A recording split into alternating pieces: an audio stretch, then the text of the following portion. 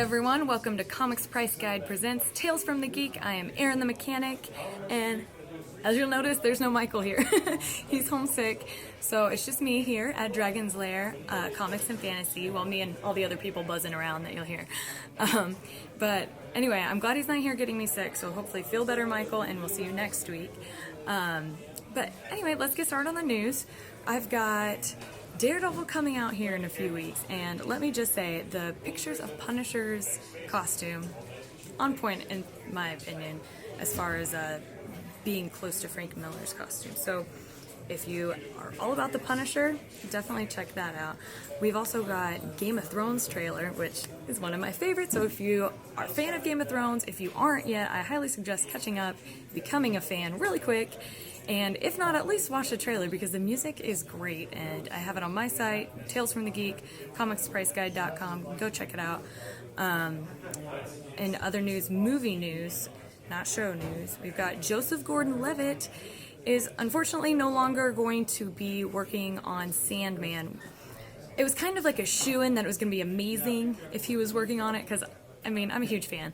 And now it's kind of up in the, I mean, it can still be great, but it's way better whenever they had him involved. It's pretty much golden. So now, we'll see how it goes. I'm sure it'll still be fine, but a little bit of a heartbreak that now he's not going to be in it. TV news, Gotham just introduced Dr. Hugo. So that's pretty much all we have for news this week. Let's get to our books. Exciting part, right? That's the main reason we're all here.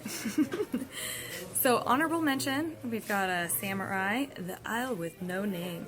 And then after this one, we are pretty Marvel heavy, I'm not gonna lie. This week was a Marvel week. So first off, we've got the Infinity Entity #1. Where last time we saw Warlock, he was in captivity, and now he is working with the original Avengers. So, I mean, obviously, there's Hulk, Thor. Why? Read it, find out. Let me know. Comment down below what you think. Also, we've got Mockingbird #1. So, as far as Agents of S.H.I.E.L.D. go, this is a huge one. Many people were wanting her to get a book, and she did.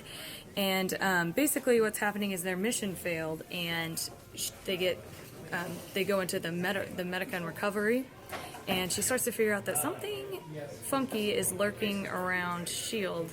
So that's a whole nother mystery in itself, not outside of S.H.I.E.L.D., in S.H.I.E.L.D. Next, we've got the Uncanny Avengers, and we've got Agents of S.H.I.E.L.D., but we've got the Standoff. So, I don't know if you are all familiar, I'm sure you are if you're watching the show, familiar with what's going on in the Marvel Universe. We've got another crossover, and it's that Standoff. So Assault on Pleasant Hill kind of reminds me of Pleasantville, I guess you would say, like the movie. But you know, it's that feeling that everything's perfect, and maybe underneath that perfect, there's something funky going on. Yeah, that's kind of the same thing, as you can see. So anyway, definitely check those out. Crossovers are always fun, at least in my opinion. It looks like those are all the books that we have for this week. We will catch back up with you next week. We as in me and my imaginary friend Michael over here.